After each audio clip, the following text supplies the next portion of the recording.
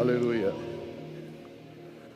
Aleluia. Ainda em pé, vamos ler Provérbios 29. Nosso penúltimo estudo nesse livro de Provérbios. Se Deus quiser, próximo domingo nós encerraremos estudando a sabedoria de uma esposa virtuosa. E se Deus quiser, nós teremos uma mulher ministrando aqui, falando de mulher. Mulher fala melhor, não é? Será nosso último estudo, sabedoria para a mulher cristã. Hoje nós leremos esse capítulo inteiro e nós refletiremos sobre princípios de sabedoria para líderes. Então vamos ao habitual da nossa leitura bíblica, porque nós sempre estudamos a Bíblia e às vezes usamos livros que ajudem, como é o caso da nossa revista, mas o texto é a Bíblia. Vamos lá então. É o capítulo 28, né? Capítulo 28, apontado pela nossa comentarista. Só para você já começar vendo como a gente precisa ensinar e também aprender, sempre junto essa dupla. Se você olhar aí na sua Bíblia, provavelmente, coloca mais agudo para mim, por favor, tá?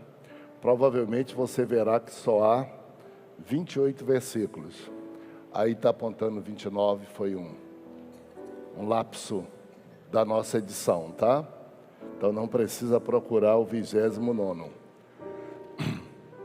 Vamos lá. Fogem os perversos sem que ninguém os persiga, mas o justo é intrépido como o leão.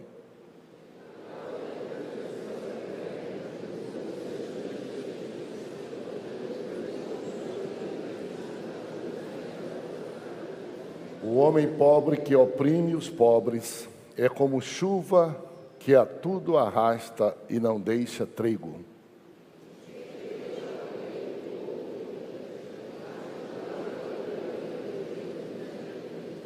Os homens maus não entendem o que é justo, mas os que buscam o Senhor entendem tudo.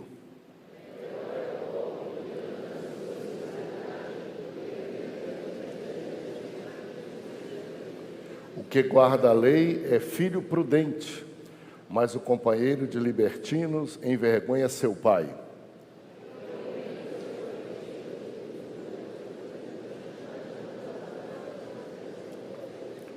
O que desvia os ouvidos de ouvir a lei, até a sua oração será abominável.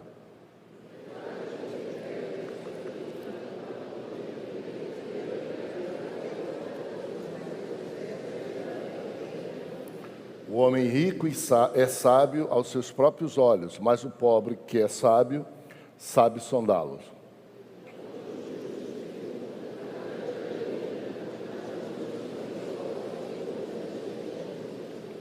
O que encobre as suas transgressões jamais prosperará, mas o que as confessa e deixa alcançará misericórdia.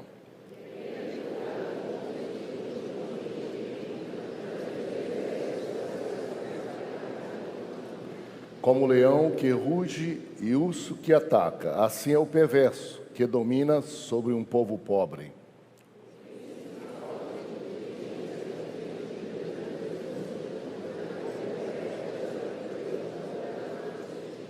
O homem carregado do sangue de outrem fugirá até a cova, ninguém o detenha.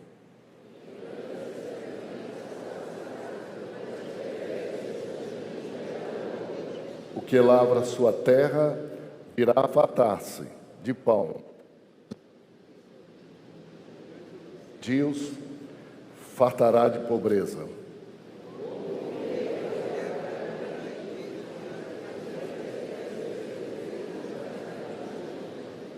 Parcialidade não é bom, porque até por um bocado de pão o homem prevaricará.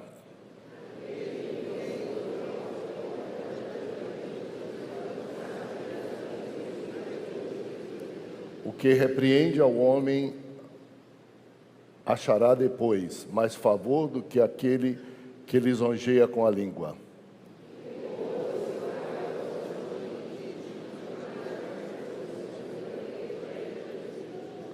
O cobiçoso levanta contendas, mas o que confia no Senhor prosperará.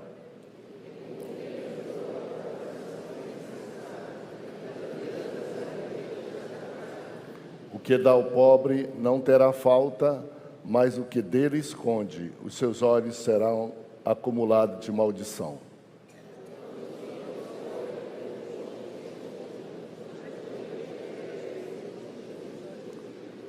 Pode sentar, muito obrigado.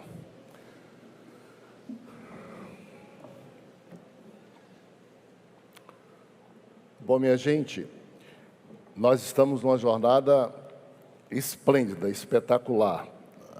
Tomara que você tenha esse mesmo sentimento, essa mesma avaliação. Nós estamos percorrendo a Bíblia, já estamos aí em 60%, 65% de todo o percurso. Lendo a Bíblia como ela é, lemos hoje pelo menos um capítulo. E estudando os temas realçados por ela. Uma das coisas mais interessantes é que a gente se subjuga à Bíblia numa coisa que nós chamamos de teologia bíblica. Teologia bíblica é a princesa de todas as teologias, é quem manda. Ou seja, a Bíblia pela Bíblia. Todos os demais ramos de teologia, de estudos, livros escritos, tem que submeter a Bíblia, a palavra do Senhor, senão não há nenhum valor e nenhuma segurança, porque nós cremos na Bíblia como ela de fato se diz, reivindica para si a inspiração de Deus.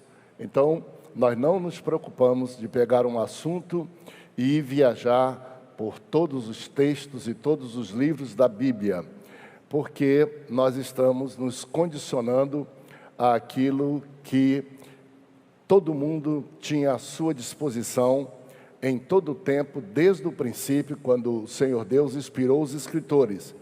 Eles não tinham uma Bíblia completa como nós temos para ir para lá e para cá.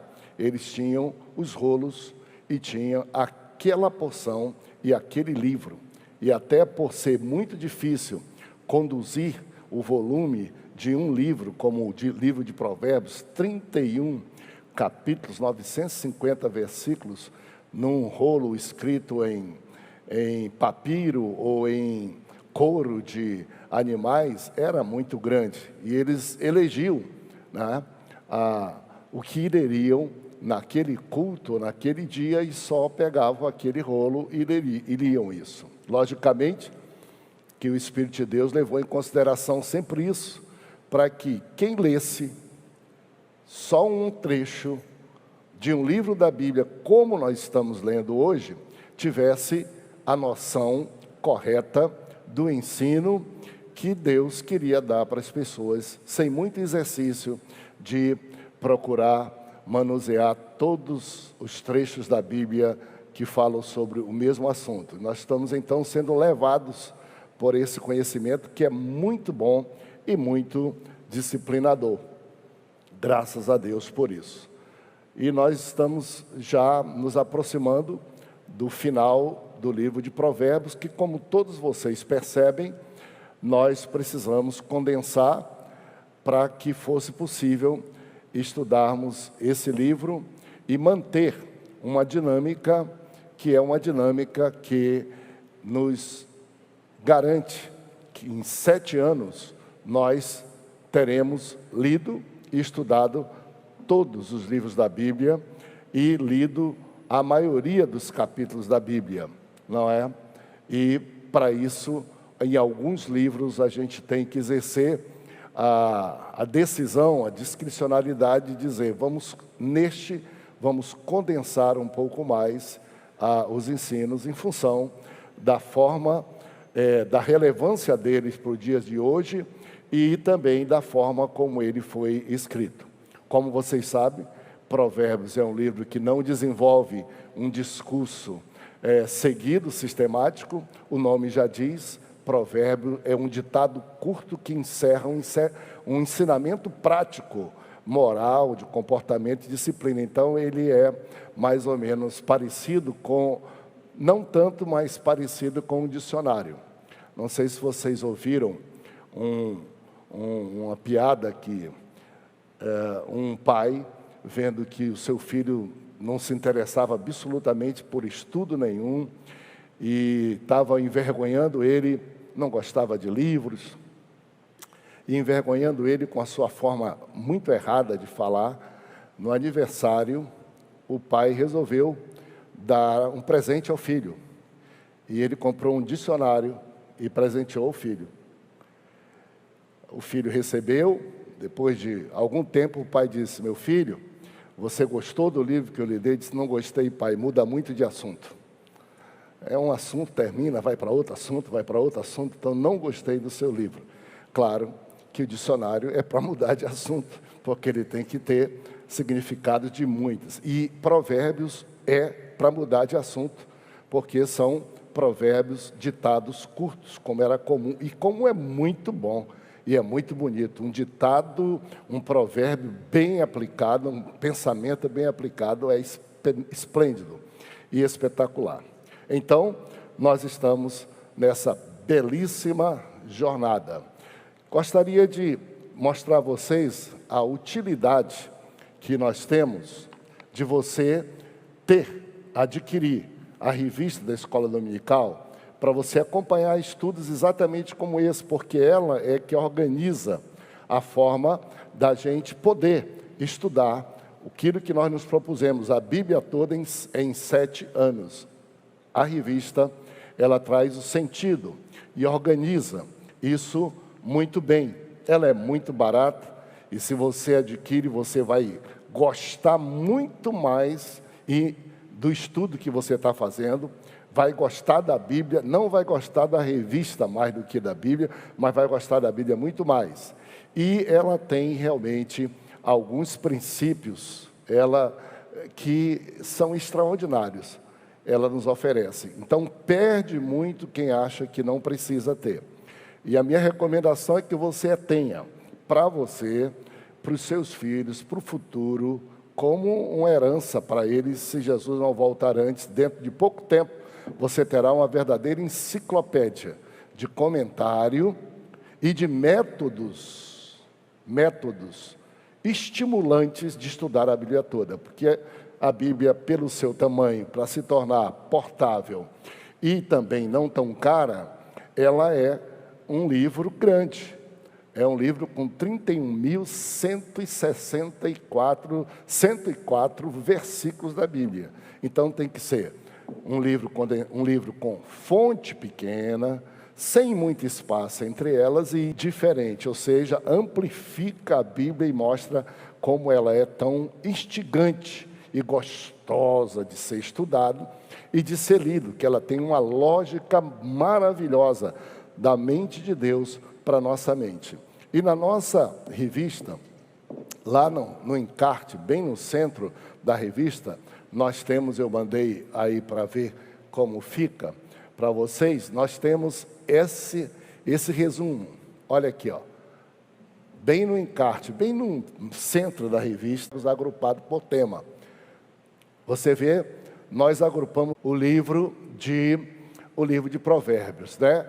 Quem é a autoria? Aqui, princípios da sabedoria, ouça os conselhos dos pais, são os assuntos predominantes no livro de Provérbios, né? Evite más influências, deixe a ira, cuidado com a mulher adúltera, estranha aqui, ou adúltera. Olha, princípios sobre a oração, o que é, olha, orgulho, autossuficiência, a importância de ser bem, sobre questão de bebidas alcoólicas. Você viu? Todos eles, de algum jeito, uma hora ou outra, hoje você precisaria de algum ensino desse, é só você bater, se você tiver aí 950 versículos, pode ser que seja difícil você achar lá dentro. A nossa revista nos ajudou, organizando ele aí pelo menos em 25. Tem muito mais, é impossível quase a gente, são 950, um ano quase, para poder dizer assim, a gente tem algo a colocar para a igreja e garante que se ela seguir isso, ela vai gostar de estudar todos os livros da Bíblia, sem existente que deve existir entre uma esposa e um esposo que prefigura com suas limitações o amor de Jesus pela igreja, e que essa semana eles vão ficar malucos. Então, nós vamos aqui dar um tonzinho da nossa voz para Deus, tanto no nosso culto, nosso louvor, como aqui. Me ajudem então. O nosso tema hoje da nossa lição é qual? Qual é o tema?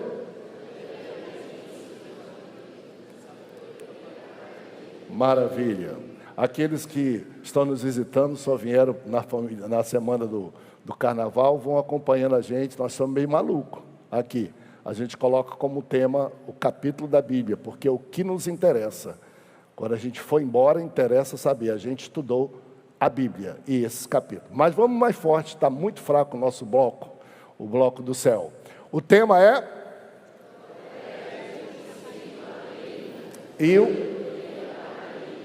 Pois é. E um texto-chave para esse estudo, texto áureo, qual é?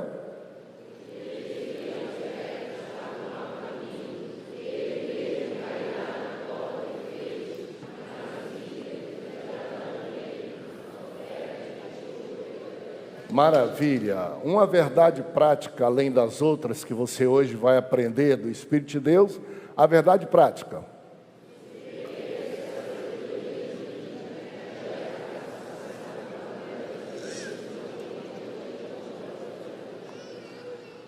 E os nossos capítulos estão sintetizados aqui em 3 pontos. Só para você ter uma ideia, são 6 capítulos. E aqui nós sintetizamos em 3 tópicos, com 3 subtópicos, para facilitar o entendimento. E aí o trabalho de quem comentou, para agrupar os principais provérbios a esse respeito. Vamos então ler quais são os principais tópicos da nossa lição. Tópico 1. Tópico 2. E tópico 3. Então, nós vamos submeter esses 6 capítulos a esses 3 tópicos. Por quê? Porque já estudamos ou vamos estudar outros tópicos em outros lugares. E Provérbios, ele não tem o critério de agrupar todos os provérbios acerca de um tema. Ele se distribui, às vezes, no mesmo, às vezes... Em cada capítulo tem um princípio sobre, por exemplo, a sabedoria. Tem um provérbio sobre isso. Tem um princípio sobre a obediência dos filhos aos pais. Em todos, quase. Então, nós vamos caminhar para essa nossa direção. Bom, começando, é bom dizer que, naturalmente, as pessoas costumam se excluir daquilo que a Bíblia nos inclui. Então, quando a gente diz sabedoria para líderes, é possível que muitas pessoas digam, eu não sou, então não é para mim. E isso é um erro absurdo, porque é muito provável que você descubra que é para você sim. E eu afirmo de antemão que isto não é só para quem tem destaque em liderança, mas é para todas as pessoas, porque todas as pessoas, de algum modo, são líderes. Pode você não crer, mas essa é a verdade. Você pode abrir seus olhos, que você vai descobrir que você é uma líder ou um líder. Segunda questão que eu gostaria de colocar também, líder não precisa assumir cargo de líder, nem sempre. E nem desempenhar funções. Desempenhar a função, tudo bem, mas assumir um cargo. Porque líder não é feito pela posição que alguém lhe dá. Líder é feito muito por aquilo que já vem com a pessoa e por aquilo que a pessoa também desenvolve, ainda que não esteja no lugar de liderar. Colocado na hierarquia de liderança, é um líder. Então, você não precisa estar assumindo um cargo. E, em terceiro lugar, um dos maiores problemas da humanidade são pessoas certas em lugar errado, ou pessoas erradas em lugar certo. Vê se você pensa muito bem nisso. Isso é um dos maiores problemas. O maior problema de toda organização, de toda família, de todo empreendimento é: todos têm habilidades de liderança. E mais do que isso, todos se aplicam em desenvolver as habilidades que têm. Então, quando se era um líder e se pensa no bem-estar daquela instituição, daquele lugar, daquele empreendimento, o maior desafio do líder é colocar a pessoa certa no lugar certo. Porque pessoa errada no lugar certo não existe. Ou pessoa certa no lugar errado é um desastre. O maior problema de conflitos em qualquer lugar é quando você subverte, não é, a ordem natural das coisas. E você quer fazer um líder quem não é. Ele não vai ter liderança nenhuma e vai sacrificar os outros ou o outro que teria liderança maior para conduzir aquele grupo.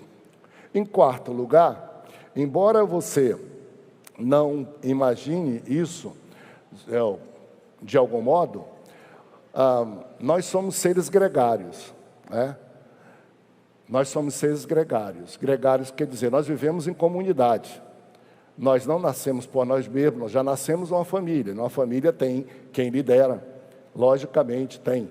E tem quem lidera, geralmente, e deveria ser o pai, a mãe, mas tem entre os irmãos quem lidera sobre os outros irmãos. É inarredável essa condição, onde a coletividade vai ter que se organizar. E se organizando é bom que a gente aproveite muito bem os talentos, os dons das pessoas para as coisas que elas são preparadas para aquilo, para que todos possam se mover com oportunidade e se mover muito bem, muito bem. O líder, a gente conhece ele muito pelas decisões que ele toma e pelos valores que ele tem. Qualquer pessoa, na verdade qualquer pessoa, mas quem exerce liderança, pense bem, a gente sente pela decisões, segurança das decisões e também pelos valores que ele tem. Existem pessoas que são altamente inteligentes, muito rápidas para pensar, para fazer combinações e tomar decisões, que pode ser até decisões boas, mas que têm péssimo valor naquilo que está fazendo, péssimo interesse. Utilizam da sua inteligência para praticar o mal e praticar a injustiça. E isso é o que difere um pouco a inteligência da sabedoria. A inteligência é a habilidade de fazer coisas. A sabedoria é a habilidade de fazer coisas para um bom propósito e com um bom valor moral, um bom valor carregado por aquela decisão, por propósito do bem. Não é a armadilha, o artifício. Então, você o é. Eu queria começar convidando você para descobrir, pensar um pouco, e eu não vou fazer isso agora, sobre onde é que você está exercendo liderança, até onde é que você irá chegar desenvolvendo a habilidade que Deus lhe deu e, através de preparação, melhorando essa habilidade. Mas todos somos. Não há como a gente abrir mão. Se a gente estiver sozinho, a gente é líder da gente mesmo, porque a Bíblia diz que existe uma briga entre a carne e o espírito para decidir o que cada um quer fazer. Competirá alguém dentro do coração seu, ajudado por Deus e pelo Espírito de Deus, tomar decisão sobre o dilema seu. Você tem que ser um líder. Se você estiver junto com os irmãos seus, você tem que ajudar a tomar algum tipo de decisão e você vai se destacando como líder. Se for num pequeno negócio, não tem jeito. O ditado que diz que o negócio cresce com os olhos do dono. Tem que ter alguma pessoa que faça aquilo. Se você não puder estar presente no seu negócio, você vai ter um líder, você vai botar alguém que é o encarregado para, na sua ausência, poder cuidar daquilo, para que exista o mínimo de ordem e de paz, para se conseguir chegar ao objetivo que se quer. Então, de algum modo, eu estou aqui diante de todos. Então, não se exclua, não se exclua. Essa questão de líder é muito interessante. Eu não sei se vocês já perceberam, eu vou usar um pouco aqui do exemplo, um pouco nosso, para estar perto de vocês. Algumas pessoas chegam aqui em Belém do Pará e elas sentem a diferença de alguma nomenclatura que a gente usa na vida da nossa igreja aqui, do normal das outras igrejas, Assembleia de Deus. Nós dizemos isso não para nos jactanciarmos, mas dizemos para mostrar o processo de cuidado que a gente tenta ter com a igreja naquilo que a gente se acostuma a dizer. Por exemplo, qualquer pessoa que chegue, ou nós crentes antigos, ao ver um anúncio, um convite no nosso púlpito da igreja, para a reunião entre todos os obreiros da igreja, ouviria o seguinte anunciado: amanhã vai ter reunião para o ministério da igreja. Essa palavra é quase que sagrada no nosso meio. Para o ministério da igreja. Uma variação disso, uma atualização é: amanhã haverá reunião para os líderes da igreja. Você vai vendo ministério, quem conhece um pouco disso vai colocando diácono, presbítero, evangelista, tal, vai. Líderes da igreja, a pessoa vai dizendo, bom, líder deve ser quem é o pastor da igreja, quem mais? E quem, talvez, a orquestra, a banda diria isso. Nós temos há muito tempo uma tentativa de melhorar isso.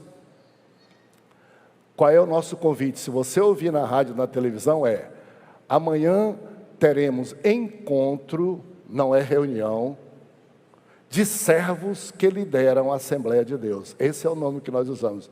Veja se tem alguma diferença. Se causa alguma diferença para você, eu dizer reunião do ministério, eu dizer reunião de líderes e eu dizer reunião de servos que lideram, ou servos que estão liderando. Tem muita diferença, muita. Tem até gente que gosta de se sentir muito importante, que não gosta da gente dizer que ele é um servo que está liderando a Assembleia de Deus. Com isso a gente diz várias coisas. Primeiro, não se lidera sem ser servo. Segundo, não se é líder a vida toda, é servos que estão liderando, que lideram agora, porque depois pode mudar isso. E nós dizemos alguma coisa também diferente, não é reunião, é um encontro. Por que a gente diz isso? Porque quando a gente fala em reunião, a gente vai burocracia, só número, coisa sem vida, tá lá, para cá, para lá, e nós não queremos isso, nós queremos ir.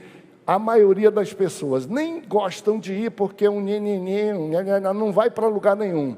A gente então tentou, dizendo assim, nós vamos para um encontro. Encontro quer dizer, tem coisa boa, tem novidade, é uma oportunidade, vai ter alguma coisa para frente. Segundo, de servos. Servos ainda que você seja líder, pastor, presidente, seja quem for, você não se esqueça que tudo isso não é para pisar e mandar no povo, é para servir o povo, para fazer o povo avançar.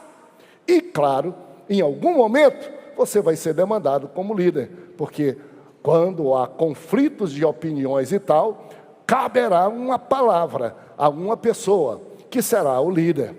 e que essa pessoa, se tiver orientada por Deus e pela palavra de Deus, vai ser extraordinário.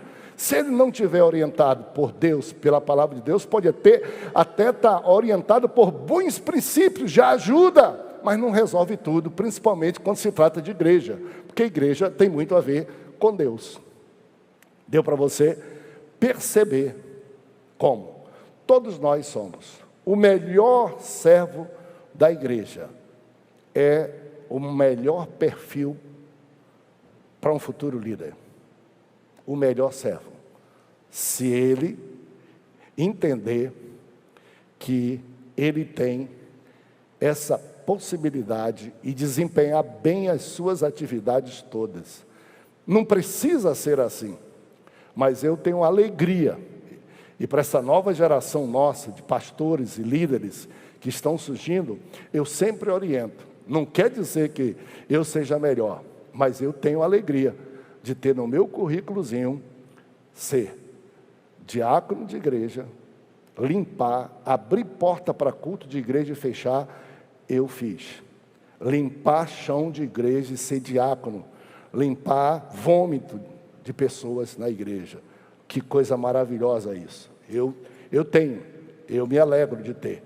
Toda atividade que pôde existir na igreja, nenhuma delas, quando me foi oferecido, eu me neguei a fazer. Professor de escola dominical, tocar em orquestra, carregar instrumento, arrumar pasta dos músicos, cantar em coral, tudo, de modo que, com a misericórdia de Deus, Deus me fez estar aqui, e eu tenho uma noção muito clara de como é que eu devo tratar todas as instâncias da igreja do Senhor Jesus. Por quê? Porque eu aproveitei. Eu não podia ser o líder que sou hoje, de imediato, tanto porque não tinha idade. Primeiro templo e a primeira igreja que, por misericórdia de Deus, eu tive como começar e construir, eu tinha 14 anos de idade, necessidade da época, não tinha muita gente como temos hoje, precisava, eu fui com 14, éramos um grupo grande de jovens, um grupo grande, mas depois cada um foi caindo fora. Eu era o mais novo, mas eu era o líder, talvez pela dedicação que eu tinha, e eu fiquei, e comecei no Coroado, lá em Manaus, todo mundo conhece, deve ter umas 100 igrejas hoje. A primeira lá era uma invasão, eu tive a chance de aos sábados ir começar com as crianças, e construir o primeiro templozinho, e lá ficou. Então aproveite, porque no tempo e no espaço, uma coisa que Deus tem para você fazer. Cada um de nós lidera em alguma instância. Atenção para isso. Por exemplo, na igreja em Belém, tem um pastor. Começou com Gunnar Vingre, depois foi Samuel Nisto, depois foi Neres Nelson, depois foi Francisco Pereira do Nascimento, depois foi José Pinto de Menezes, depois foi Alcebiades Pereira Vasconcelos, depois foi Firmino da Anunciação Gouveia. Agora estou eu aqui. Se você imaginar que ser líder é invejar e almejar somente ser aquilo que eles foram e que eu estou fazendo, você está frito. Nunca você vai ser infeliz, vai ser miserável. Mas se você disser, eu posso ter um núcleo de evangelização e de comunhão na minha casa, eu posso cuidar e ajudar o pastor na minha vizinhança ali, cuidando dos irmãos e oferecendo minha casa para uma célula ou para um núcleo, você vai estourar, fazendo o que está à sua mão, porque ser líder não é fazer quando tiver a mão para fazer, ser líder é fazer com que você tem alguma coisa, com o que você tem, você pode, você tem talento dado por Deus para fazer alguma coisa. O líder depois disso, vá se aprimorando. Voltemos para o nosso esboço em si. Coloquemos aí, por favor, se alguém puder me ajudar na leitura. Vamos com facilidade. Perfil de um líder. O líder precisa ensinar. Provérbios 28:2, por favor. Por causa da transgressão da terra, Mudam-se frequentemente os príncipes, mas por um sábio e prudente se faz estável a sua ordem.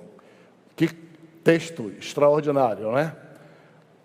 Por causa da transgressão da terra, isso é inquestionável, mudam-se frequentemente os líderes. Príncipes aqui quer dizer os líderes maiores, os governantes, os príncipes. Mas por um sábio e prudente se faz estável a casa, a sociedade, o grupo social e também estável o ensino, a instrução. Ou seja, o líder precisa ensinar, e ele deve ensinar procurando paz e estabilidade do seu grupo que ele lidera, da equipe. Esses são dois princípios que sem eles não se vai a lugar nenhum. Por isso que o texto diz, por causa da transgressão da terra, mudam, e nós somos vítimas disso, vocês sabem.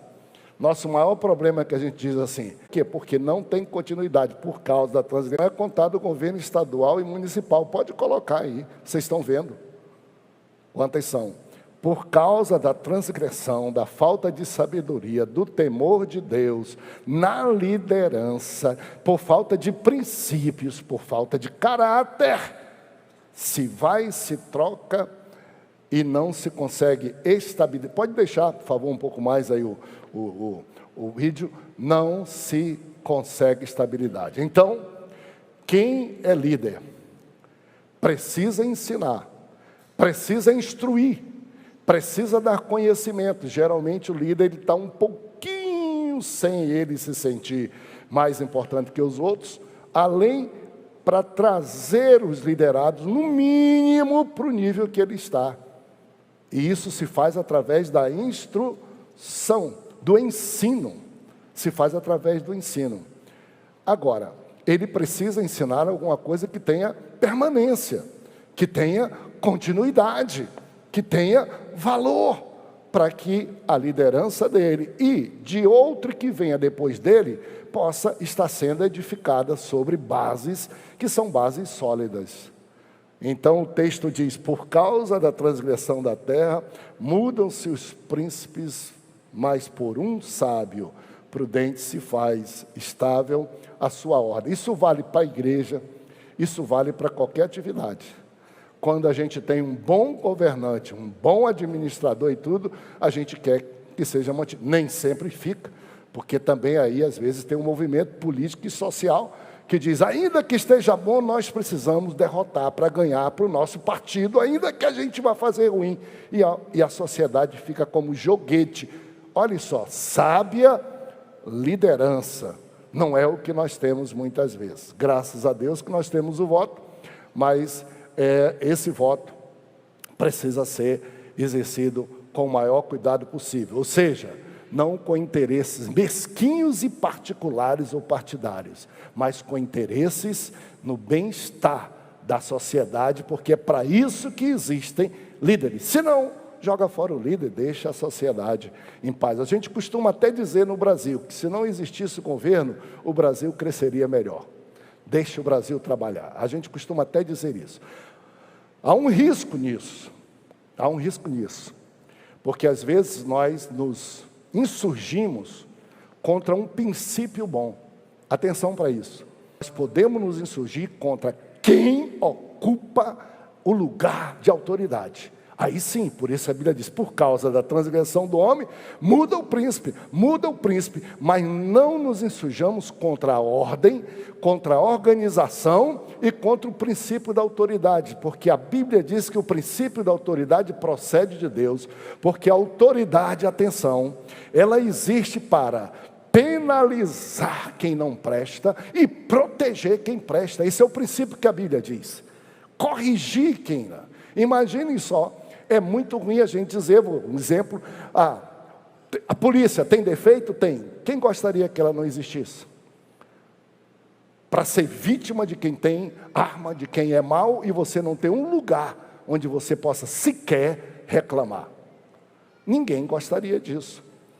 Porque quem tem princípios não vai estar armado, matando todo mundo e batendo em todo mundo. Mas quem não tem, por inveja, por insegurança, vai matando o seu próximo, vai batendo, vai roubando, vai tudo. Então, o princípio da autoridade nós devemos preservar. Agora, a qualidade de quem assume a função da autoridade, aí é outra história. Nós estamos vendo as discussões todas que temos tendo no Brasil, tudo que está aí, não é? Quais os princípios dos poderes. Vamos para frente, a gente vai falar um pouco mais sobre isso. O líder precisa orientar. Orientar é um pouco mais do que ensinar. Ensinar quer dizer instruir, passar conhecimento. Orientar é, na prática, praticar o que ensina. Ser exemplo é outra história.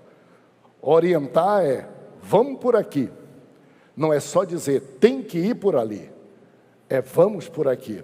Orientar é viver o que ensina e servir de exemplo, orientando pessoas que, porventura, nem sempre, quando são ensinadas, entendem. E às vezes, de boa vontade, erram. Tem que vir alguém para orientar. Tanto quanto pessoas que, uma vez ensinadas, por obstinação, não querem fazer, querem desvirtuar o que é ensinado, alguém tem que orientar. E tomar providências até, às vezes, contra aqueles que subvertem o ensino e querem fazer algo errado, e aí precisam ser corrigidos, e às vezes até precisam ser separados do grupo, para que não fermentem toda a massa, estraguem a caminhada da sociedade, da comunidade, da igreja, seja de qual for o grupo. Vamos lá, o líder precisa perseverar. Provérbios 28:14. Feliz o homem constante no temor de Deus, mas o que endurece o coração cairá no mal. Então o líder não só instrui, como ele orienta, e claro que nós temos aqui professores que poderiam estar dizendo, pastor, daria para tornar esse ensino um pouco mais prático, conforme eu estudo nos livros técnicos. O líder é uma pessoa que instrui, delega, acompanha, controla e redistribui. Mesmas coisas. Aqui são princípios bíblicos, qualidade mais bíblicas, como está no texto para facilitar, mas nós estamos falando das mesmas coisas. O líder é aquele que persevera. Ou seja, o líder tem que ser estável. Uma qualidade horrível de um líder é a vulnerabilidade e a volubilidade dele. Ninguém sabe onde encontrar, ninguém sente segurança. A decisão de hoje não é a de amanhã. Não sabe esperar o resultado, porque as coisas boas se conseguem com tempo, se constrói com tempo, com ambiente de tempo e vãos, e não sabe vencer os percalços da caminhada. Por isso que o texto diz, e nós, a comentarista fala, ele deve ser perseverante. O líder deve ser alguém que deve procurar decidir a decisão certa. Uma vez decidida a decisão certa, caminhar naquela direção, independente de quais sejam os percalços que surjam. As críticas, as objeções, as dificuldades que vêm exatamente para demover as pessoas de chegarem a algum lugar. Basta tomar uma decisão para ter oposição, isso todos nós já sabemos. A gente precisa saber lidar com elogios e precisa saber lidar com críticas. E no mundo de hoje, mais do que em qualquer tempo, porque a irresponsabilidade de quem critica é absurda, não quer ver o bem, não tem nada a ver com o assunto, não pertence ao grupo, mas dá-se o direito de criticar as coisas mais absurdas. Por exemplo, eu não quero diferença nenhuma, proteção nenhuma da igreja, do crente ou do pastor, mas eu acho absurdo como é que um político que não presta critica a igreja. O cara bebe, o cara não tem família, o cara rouba, o cara diz aquilo, o dono de um site diz isso, você não sabe nem que ele é o diabo, e ele pega uma pessoa de qualidades e se dá o direito de criticar aquela pessoa. Pior do que isso, uma multidão, e às vezes até da igreja, acredita mais no que o ímpio diz de um crente do que procura saber se aquele crente é isso mesmo. Como é que o mundo está todo atropelado, não é? Então, foi líder, vai ter objeção. Deixa eu contar uma história, embora meu tempo tenha para você. Um cidadão político estava concorrendo para prefeito, e claro, muita gente veio para perto dele para ajudá-lo. E claro, muitos dele com interesse de ser alguma coisa. E claro, o político quer voto. Então foi dizendo, o cara dizia, olha, quando você ganhar, eu quero ser um secretário. Ele disse, me ajuda, se eu ganhar, a gente vai resolver. Aí o outro diz a mesma coisa, me ajuda, que não disse sim, não disse não, ou disse que seria. Ganhou. Na outra semana, depois de 7 dias da posse, esperando, esses que ajudaram não viram o seu nome ser escolhido e nomeado.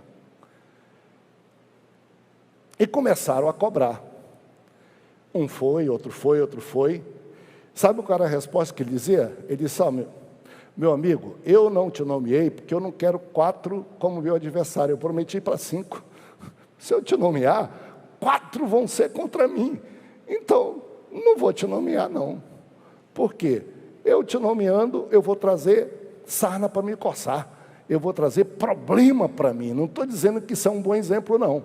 Mas estou dizendo para você que tomou decisão, se prepare para as objeções.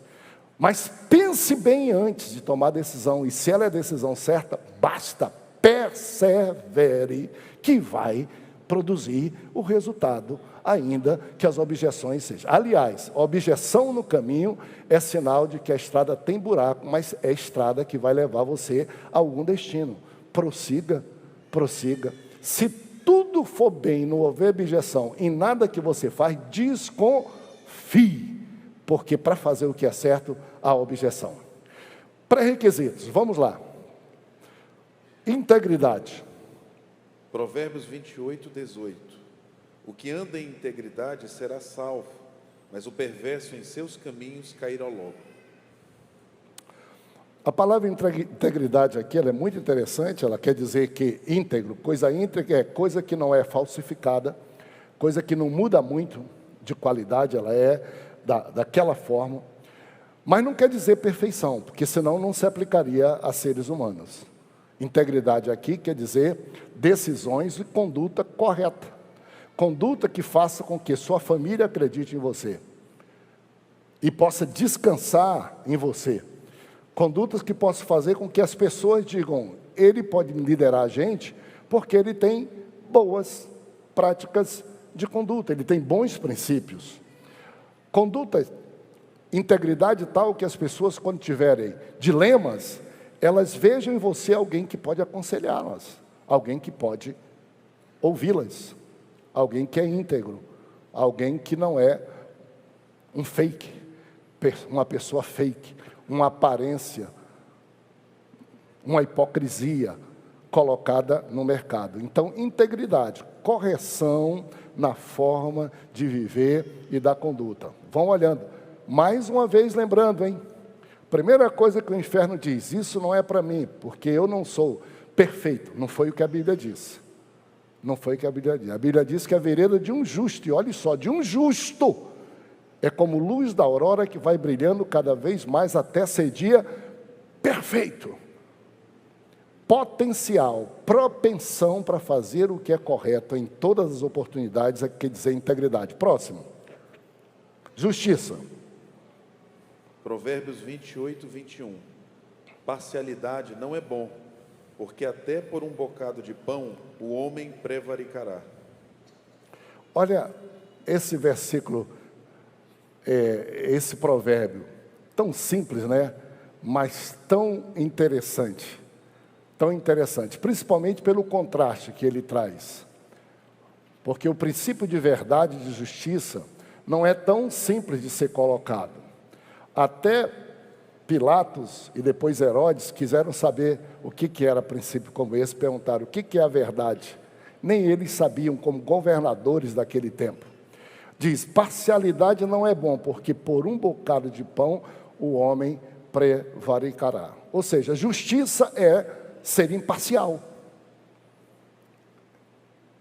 Justiça é ser proporcional. Ao falar de justiça, muita gente aqui teria definições tanto mais claras e absurdas, mas todo mundo sabe. Quando pessoas têm princípio de integridade, tudo, ela pode até errar, mas ela propugna por justiça, por igualdade entre as pessoas, por proporcionalidade entre as pessoas. E é uma coisa tão desejável para o nosso mundo de hoje, que se tem a justiça. Nós estamos aí vivendo um caos de justiça, exatamente pelos órgãos que nós gostaríamos que fossem os mais justos, porque são chamados de justiça. Os tribunais das nossas cidades, do nosso país, todo mundo pode ver, e aí sem entrar no princípio partidário, que eu acho que é uma porcaria, porque o nome já diz parcialidade, partidarismo, quer dizer, para mim a lei é essa, para outro a lei é outra. E quando a justiça se politiza, fica muito pior os fatos que temos. Qualquer cidadão comum que ouve as notícias do mundo de hoje, praticado por nossos ocupantes de um poder tão importante, de todos os poderes, mas de um poder tão importante, e que tenha princípios de justiça, diz: camarada, como é que esse é bandido, está solto, esse cometeu um deslize maior e está preso? Que se os dois estivessem presos, tinha justiça, o mínimo possível. Agora, quem fez menor ou não fez, preso. Quem faz e precisava ter, não está, é princípio de subversão de justiça. Não precisa ser de partido para discutir, não precisa ter preferência, porque a preferência ela leva para parcialidade. Só a palavra preferência já diz, é parcial. Quando a gente entra pelo nosso aspecto de emoção, a gente vira parcial. A gente, como líder, tem que decidir, às vezes, contrário a interesses. Ou, como a lei não acredita em pessoas que têm um caráter, como nós acreditamos, e às vezes até não decepcionamos, a lei diz até: olha, se teu nome estiver envolvido numa discussão, você não pode ser o juiz daquilo. A lei manda. Isso vai para o lixo, está no lixo. Né? A lei, ela desconfia tanto da justiça no ser humano, que só Deus pode dar a quem quer ter a lei, que ela diz para todos: se você tiver algum interesse naquilo que veio na sua mão para você julgar, coloque outro para julgar, para que possa fazer uma decisão mais correta e mais justa. Nós estamos aí com os horrores do que está existindo, e é isso. A pessoa faz o que quer, ninguém toma. Tem hora que fica a última esperança. A esperança que a gente tem é de que de Deus não se zomba. O que o homem plantar um dia, isso sei fará. Mas isso também é para quem tem temor. Minha irmãzinha querida, fica à vontade. Essa criança pode chorar aqui, tá, meu irmão? Ela é uma honra para a gente. Deixa essa menina gritando aí um choro bonito para a gente, que é um princípio maravilhoso. Vocês têm que estar na casa de Deus com barulho. Justiça, meus irmãos. E esse é um pré-requisito, um perfil de boa liderança, Por fim, vamos lá, a sabedoria. Provérbios 28 e 26. O que confia no seu próprio coração é insensato, mas o que anda em sabedoria será salvo. O dom, ou qualidade abençoada é de uma pessoa sábia. Toda vez na Bíblia que Deus precisou instruir o seu povo, primeiro momento que Deus instruiu Moisés estava com uma multidão de 3 milhões de pessoas para liderar. Ele se cansava e não resolvia os problemas, as picuinhas existentes entre pessoas do povo de Israel. E ele quase morto de cansaço todo dia, e Deus disse para ele: Moisés, Não faz isso, rapaz. Você é um líder, você é uma pessoa que eu levantei como líder. Procura pessoas com quem você divida isso. Característica do líder. O líder delega, o líder compartilha. Procura 70 homens. Aí Deus especificou: homens cheios de sabedoria, idôneos, que não ame a avareza. Olha Deus dizendo coisas que são coisas que corrompem. Nós lemos: por um bocado a pessoa prevarica. E Deus mandou dizer isso. A outra vez foi no capítulo 6 de Atos. A igreja cresceu, os 12 apóstolos não davam mais conta, começou a haver reclamação. Eles se reuniram e disseram: vamos escolher homens e pessoas que sejam cheios de sabedoria do Espírito Santo. Não disseram perfeitos. E que não amem a avareza, ou seja, o dinheiro, os bens. E vamos constituir sobre eles qualidades que nós temos hoje para todos nós. Todos nós sabemos, de um modo ou de outro, não precisa ter feito universidade, que a gente vê pessoas às vezes simples, iletradas, mas são pessoas sábias naquilo que fazem, uma prova de que sabedoria não é algo que esteja a serviço só de quem pode ou de quem estuda muito. É de todos nós. Um certo pregador, ensinador, dos maiores que existe, chamado John Maxwell, é um dos maiores escritores sobre liderança do mundo. No meio evangélico, disparadamente, ele é o mais festejado, não é? Um dia, ele conta a história. Ele escreveu, acho que mais de 50 livros já. As pessoas reconheceram. Ele era um escritor para o público evangélico, mas foi tão bem os ensinos. Aliás, deixa eu dizer isso para vocês.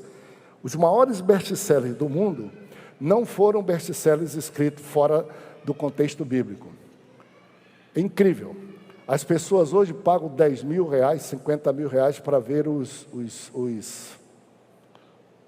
nome que dá é coachings, ou tem outro nome, cada vez mais sofisticado. E chega lá, a pessoa está pregando princípios da Bíblia, às vezes mal aplicados. Incrivelmente, eu não faço isso e nem gostaria, mas eu até que gostaria. Eu digo: pô, se vocês, cada um de vocês, me pagar 1.000 reais pelos ensinos que vocês recebem aqui, vocês pagam 100 mil para ir ver um sujeito que não tem caráter, não tem família, junta riqueza sem ter riqueza, para poder vocês aprenderem aquilo que vocês não querem ouvir na Bíblia e nem nos púlpitos. Onde é que nós chegamos? É um negócio maluco. As pessoas mais podres do mundo.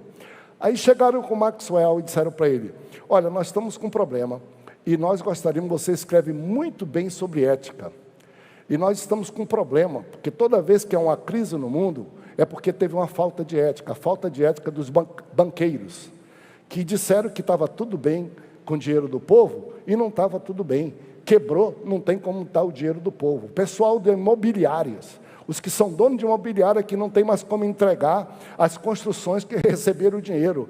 E não é um problema de economia, é um problema de ética. Nós gostaríamos que você escrevesse um livro sobre ética nos negócios. Maxwell disse para ele: não posso. Ele disse: mas como que o senhor não pode? O sucesso é garantido, festejado. Nós pagamos adiantado ao senhor a venda e a tiragem do livro. Ele disse: não posso. E eles insistiram: por que não pode? Porque eu não posso escrever sobre uma coisa que não existe. Vocês estão querendo que eu escreva sobre ética nos negócios? É a única coisa que vocês não usam. Ética não é uma coisa que é aplicável a uma área da vida só. Ética no negócio, ética na igreja. Ética é ou não é. Ética você tem e você carrega para onde você for. A oportunidade de você fazer o errado vai aparecer, mas o princípio ético está dentro de você. Então ética não é para negócio, não é. Ética é. E ela vai onde as pessoas levam. E as pessoas precisam ter. E eles ficaram, claro, um pouquinho irados, mas a resposta foi a mais certa possível. Vamos ficar em pé e vamos findar? terminando com ameaças à sabedoria, à liderança. A primeira dita é a dissimulação. Deixa eu dizer para vocês, por amor ao tempo, a dissimulação, ela quer dizer lisonja, soberba, na linguagem comum, puxa-saco das pessoas. Um líder não vive alimentado por bajulação. Aliás, o maior perigo que existe. Existe elogio verdadeiro e você sente quando as pessoas fazem. Também, se você é um líder, você deve estar preparado para críticas verdadeiras. Mas o excesso no elogio chama-se dissimulação, lisonja, puxa-saco, que faz você sentir seu ego, seu querer levantar para você, são insinceros. Às vezes essa lisonja esconde um abismo na sua frente. A pessoa tem inveja de você, mas ele diz, se ele não suporta provar ele com elogios, vai cair, e quando ele cair é a minha vez, e vem no seu ouvido. Isso é o exagero de um elogio perfeito. Tal como a crítica, você pode ser uma crítica que nós chamamos, tem a crítica construtiva e a destrutiva, não é? A crítica quer dizer, o líder precisa ouvir observações da pessoa, ele precisa ter maturidade para isso, isso é uma coisa. Agora, agressão, inviabilização, aí é outra coisa. Mas o líder 27, 21, para nós terminarmos aqui, porque a dissimulação é elogios velados e enganosos. Mau conselho, gente, quantas pessoas chegam para aconselhar a gente, qualquer líder, você, e essas pessoas sabem que não estão dando bom conselho. De vez em quando eu me encontro em situações como essa, né? Lisonja, por exemplo, uma pessoa chega e diz, pastor, mas como é que é, pastor?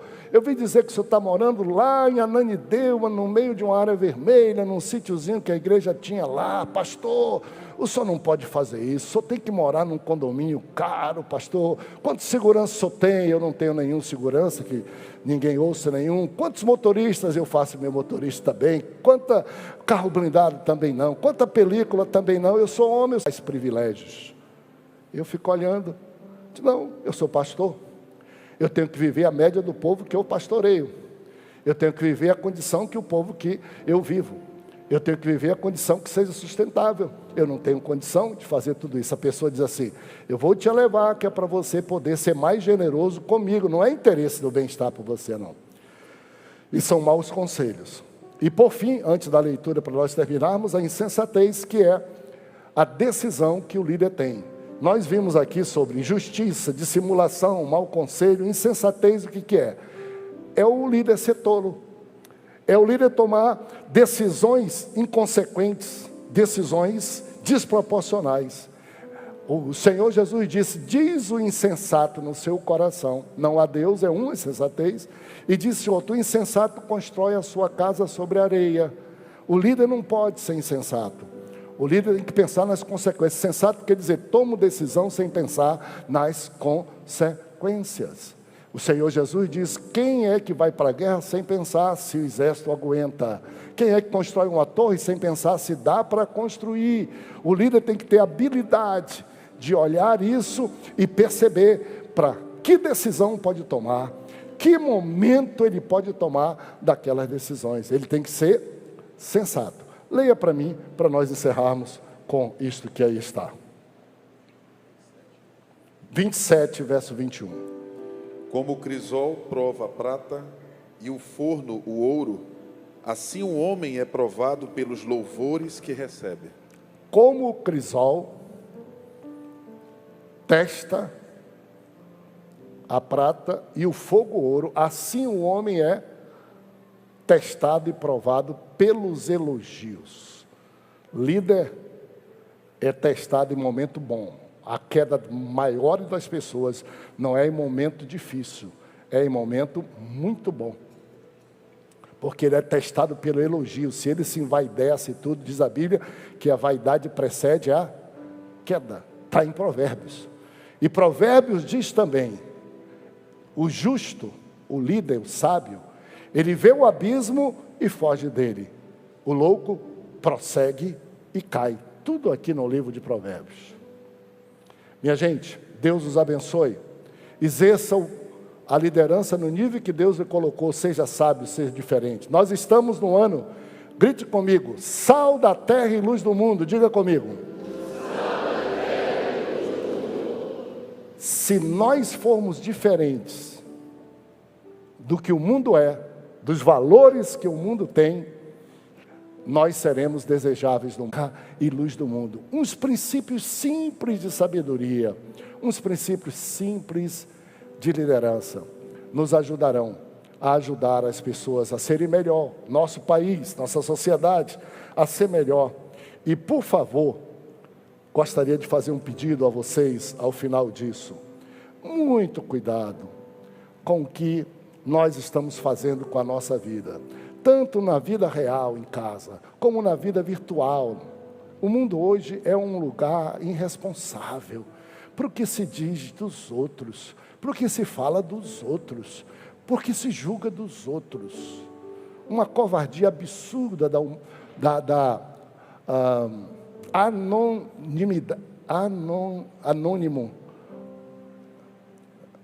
anonimato.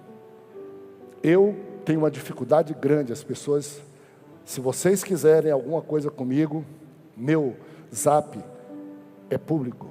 Eu nunca mudei de telefone há 27 anos, nunca mudei. Meu zap é público. Mas eu não respondo. Dependendo de qual for o assunto, eu não trato. Eu não tenho nenhuma rede social, nenhuma. Se alguém usar meu nome, eu nunca usei, porque eu não vou entrar em lugar onde as pessoas podem ser covardes, porque são anônimas. Se alguma pessoa que eu não conheço me telefonar, vou dizer para vocês, a primeira vez eu não atendo. Pode ser propaganda, pode ser o que for. Se a pessoa me ligar a segunda vez, eu respondo, eu atendo, ou se não atender, eu ligo a pessoa, porque quem tem alguma coisa importante, pelo menos liga uma ou duas vezes. Como eu ligo, se eu for ligar para uma pessoa e eu quero falar, ela não me atende, pode ser quem for, eu ligo 2, 3, 4 vezes. E quando a pessoa tem alguma coisa séria, eu digo, sou muito ocupado, mas eu digo, me procure. Um crente diz assim, eu nunca lhe dei um abraço, pastor. Também você nunca foi na igreja. Ele diz, não, pastor, eu estou na igreja lá no bairro. Eu digo, mas eu estou de manhã no Tempo Central, à noite no Tempo Central, terça-feira no Centenário, eu abraço todo mundo. Quarta-feira no museu eu atendo por ordem de chegada, não, por horário. Aí eu digo, meu irmão, me liga. Ele continua mandando um monte de besteira escrito e não liga. Eu digo, essa pessoa não tem o que fazer. Está me julgando por ela. Não vou responder de jeito nenhum. Tem muita gente que gosta. Eu não coloco raramente minha voz em resposta. Porque o mundo de hoje edita tudo e falsifica tudo em nome seu. E coloca, eu não gosto. Pode mandar, eu até coisa, coloco uma palavra sim, não. Se for para botar voz, não coloco. E se tiver importante, eu digo, vamos nos encontrar. A pessoa, mas pastor, não precisa para resolver isso. Você pensa que não precisa, eu penso que precisa sim. A gente precisa. Por quê? Porque 99% das pessoas, quando estão presentes, não dizem o que escrevem, não dizem o que gravam. Porque só estar presente demonstra um mínimo de dignidade e de respeito. Eu acho que vocês já ouviram falar no filósofo Sócrates. Ele disse que ele tinha, para todo mundo ele ensinava 3 peneiras, que nós deveríamos peneirar antes de poder passar à frente a alguma coisa. Primeira peneira, peneira da verdade. Quando você ouvir ou você pensar alguma coisa, antes de passar para frente, pega a peneira da verdade e faça a peneira e diz, isso é verdade? Se for verdade, passar na peneira da verdade, permaneça pensando, não faça nada ainda, porque tem a segunda peneira, a peneira da bondade. Qual é a peneira da bondade? Isto aqui está sendo dito do jeito que precisa se dizer, porque a verdade dita errada, no tempo errado, é desastroso, pior do que uma mentira. É verdade, mas aqui está a peneira da bondade. É verdade, mas aqui está a peneira da bondade. é esse o momento, é esse o jeito, é essa a hora de dizer, eu não vou esconder, mas a palavra peneira da bondade me diz que eu tenho que ter um pouco calma. Você se anima, passou pela verdade, pela bondade, tem a terceira peneira. Eu estou dizendo aqui para vocês que gostam aí dos filósofos seculares, é a peneira da necessidade. É necessário que eu diga? Eu necessito dizer isso? Eu tenho que espalhar isso? Existe alguma vantagem em eu espalhar isso? 3 peneiras de um iníquo, um filósofo iníquo. Quando você toma diante de você alguma coisa. Eu aprendi com alguém, não sei quem, mas serve para a minha vida, que a metade dos problemas do mundo existem por falta de comunicação. Atenção. Metade dos problemas do mundo por falta de comunicação. Claro que não é essa comunicação irresponsável, é comunicação recíproca. Metade. E a outra metade por erro de comunicação. Vê se você me acompanha. 100% dos problemas entre as pessoas são 50% por falta de comunicação, de conversa, de diálogo, e os outros 50% por erro, ruído, barulho de comunicação. Se você se comunicar e vai com a pessoa e conversa com ela, você evita você errar bastante ou destruir aquela pessoa. Então, metade por não comunicar-se, outra metade por comunicação ruidosa, errada, tendenciosa, dissimulada, que ameaça a estabilidade de tudo e qualquer pessoa. Que o seu coração passe por esse laboratório e como o crisol purifica a prata e o fogo ouro, que você seja purificado pela sabedoria de Deus, para que você não se perca pelos elogios dos outros, mas seja uma bênção para Deus. Levante sua mão para o céu. Coloque diante de Deus o que você precisar. Onde é que você está precisando ser esta pessoa que orienta as outras, o líder? Onde é que você está tendo dificuldade e problema? E peça para que o Senhor lhe dê sabedoria. Como diz a Bíblia, o temor do Senhor é o princípio da sabedoria. Senhor, não somos perfeitos, perdoa por nossas falhas e pecados, mas nos ajuda, Senhor Deus, ajuda-nos a não perder essa qualidade, ajuda-nos a não perder essa qualidade, e a exercermos, Senhor, no meio desta geração pervertida e mal, o nosso papel de brilhar como luzeiro. Dá-nos a tua sabedoria, abençoa cada um, abençoa sua família, seus negócios, seu estudo, sua profissão, no nome de Jesus. Amém.